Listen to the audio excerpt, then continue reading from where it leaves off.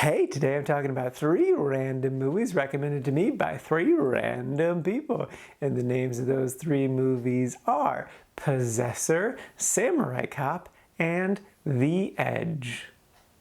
First up is Possessor. This movie was recommended to me by this cosplayer, Tessa. She's really nice. This is a body horror film that's kind of amazing. I will explain the premise, but if you're just intrigued by body horror stuff and like you just like horror stuff in general, I definitely recommend it, and you should just skip the rest of this review and just watch the movie because it's terrific. But if you're more on the fence, I will explain it more. So the basic premise is this woman works for a company in which they break into someone's brain, take over their body, and then after a few days of walking around as that person, they then murder-suicide some people. So like it's an assassination made to look like a murder-suicide. An untraceable murder, basically. And it's great. I will say the first half is a bit slow, and it kind of lost me a little bit at times, just because of how slow it was. I did still enjoy it, but I was like, I wasn't connecting to it. But once we got to the halfway point of the movie where it gets very, very violent, it had me the whole rest of the way. I was like, this is amazing. And I was just like wincing and looking away and just like, it was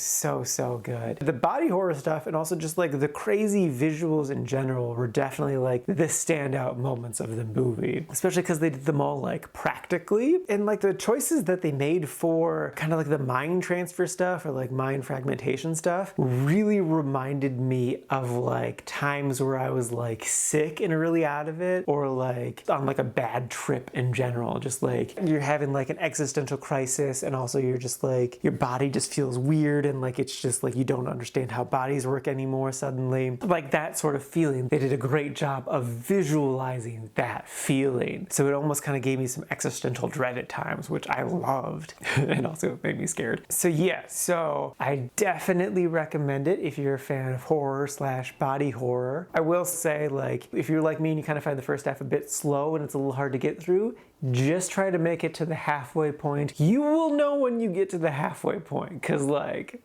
shit gets crazy. So yeah, so just try to stick it to there, and if you do, it should be easy going downhill the rest of the film. It's so good. I love it. Yes, it was terrific.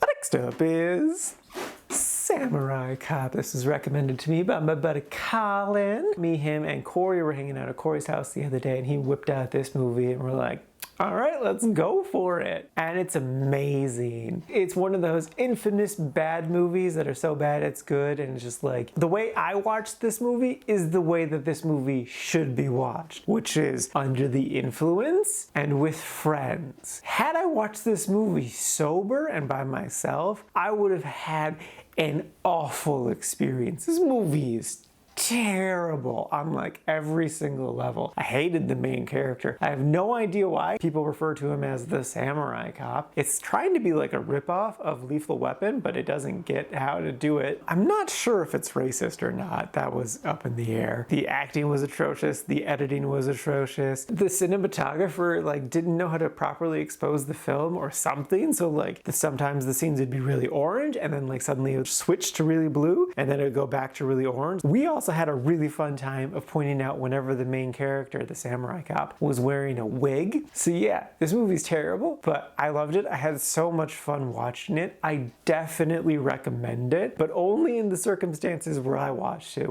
You gotta be with friends, and you have to not be sober. Those are 2 very important rules. If you don't follow those rules, you're in for a bad time. And I don't want that for you, because I like you.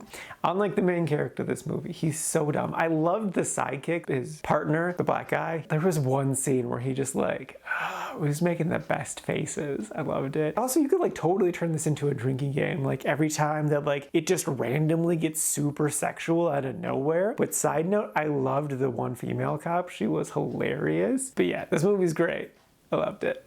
And lastly is The Edge. This is a 1990-something movie starring Alec Baldwin and Anthony Hopkins. And for some reason, my brother Kyle has been super adamant that I watch this film, and I don't know why. Because this movie's not good. The premise is Anthony Hopkins plays this billionaire who is dating this beautiful model, and they go up to, I guess, Alaska to do a photography shoot. I don't know why. But then, like, while they're looking for some Native American man, their plane crashes, and then they spend several days lost in the wilderness. But thankfully, the billionaire is super smart. He retains a lot of information, so he is able to help them survive and kill a bear at one point.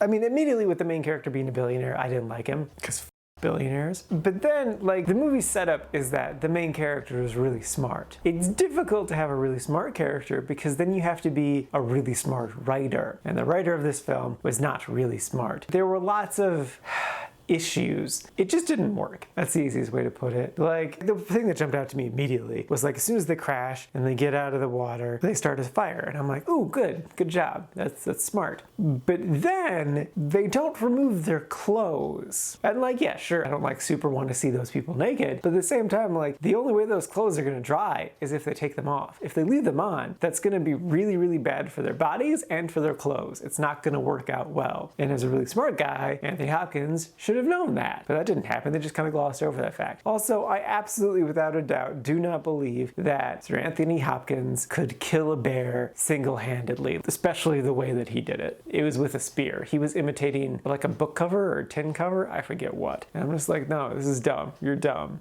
No, it's a grizzly bear. You're dead. And like, there's so many shots of like them running away from a grizzly bear, and yet somehow the grizzly bear isn't able to catch up to them, even though, like, I doubt Sir Anthony Hopkins can run faster than 25 miles per hour. You have to be like Usain Bolt fast. And something tells me that he is not that fast. So yeah, so I didn't really care for this movie. I didn't hate it. It didn't go in the didn't liked. It's definitely a meh. But yeah, I don't get where all the fuss came from. I don't recommend it. Alrighty, now for today's rankings. First up, we got Possessor sitting at number 14 in the really like section. And then after that is Samurai Cop sitting at number 41 in the liked section. And then bringing up the rear, rightfully so, is The Edge sitting at number 55 in the meh category. And this is out of a total of 72 old movies so far this year.